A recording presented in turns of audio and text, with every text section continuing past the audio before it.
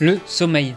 C'est une des choses les plus importantes de votre vie, mais bizarrement, on vous a jamais expliqué comment faire ça bien. Ce qui fait que toute votre vie, vous êtes fatigué. D'ailleurs, en ce moment, vous regardez cette vidéo et vous avez zéro énergie là. Donc, je vais la faire bien court. Le sommeil, ça dépend seulement de 3 molécules. La mélatonine, l'adénosine et le cortisol. Oui, grosse surprise, votre corps ne fonctionne pas de bonne volonté et de pensée positive, mais bien de réactions chimiques. Mais attendez, ne soyez pas effrayés si vous étiez déjà largué au collège en physique-chimie. Aujourd'hui, je vais pas du tout rentrer dans le détail moléculaire. Par contre, on va voir comment simplement gérer ces 3 composants pour optimiser votre sommeil. Alors d'abord, on a la mélatonine, qui est l'hormone du sommeil. Ça, vous connaissez bien, parce qu'il y a environ 150 entreprises qui essayent de vous en vendre. Et pourtant, c'est la dernière chose que vous voulez prendre. Simplement parce qu'il y a des études qui ont montré que ça a un effet extrêmement négligeable sur le sommeil, et de deux, par contre, il s'avère que ça peut perturber tout votre système hormonal. D'ailleurs, c'est la seule hormone que vous pouvez trouver comme ça, et c'est vraiment pas ouf. Non, ce que vous voulez, c'est juste de pas bousiller votre système naturel de production de mélatonine. Et ce brave système, il est dépendant de la lumière. Donc allez prendre la lumière le matin en vous levant et arrêtez d'avoir de la lumière vive en intérieur après le coucher de soleil. Surtout la lumière bien bleue de vos écrans.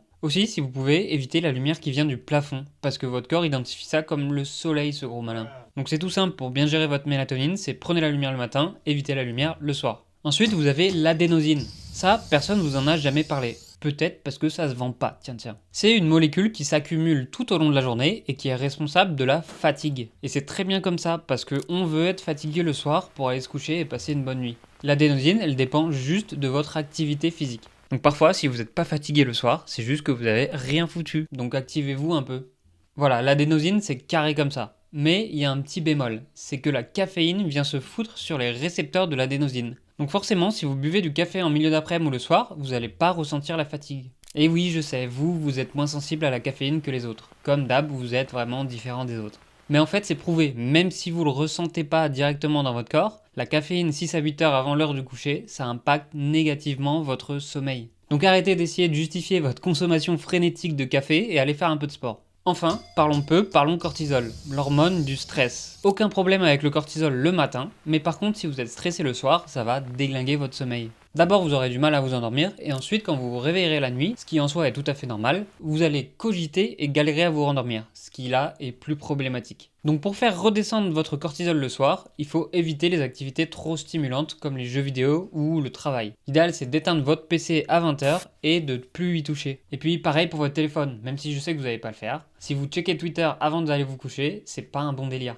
Vous allez activer votre cerveau. Donc libre à vous de construire votre routine du soir qui va aider à vous détendre. Ça peut être des étirements ou de la relaxation dans un monde idéal, mais ça peut être simplement mater Netflix tranquillou, un truc pas trop stimulant. Et bonus, si vous pouvez mettre du journaling dans cette routine, vous ferez partie de l'élite. Parce qu'évacuer vos pensées stressantes dans les heures avant de dormir, ça peut clairement vous éviter de ruminer à 3h du mat. Et voilà, c'est tout. Si vous prenez soin de ces 3 petites molécules, vous avez presque tout ce qu'il faut pour un sommeil quali. Mais bien sûr, si vous faites des nuits de 5 heures, elles ont beau être quali, vous allez être dans le dur. Donc essayez de dormir un bon 8 heures, mais ça vous le savez. Dernier petit point, et celui-là il fait bien mal, c'est que la régularité, ça compte énormément. Une étude de 2024 montre que c'est un facteur de mortalité plus important que la quantité de sommeil.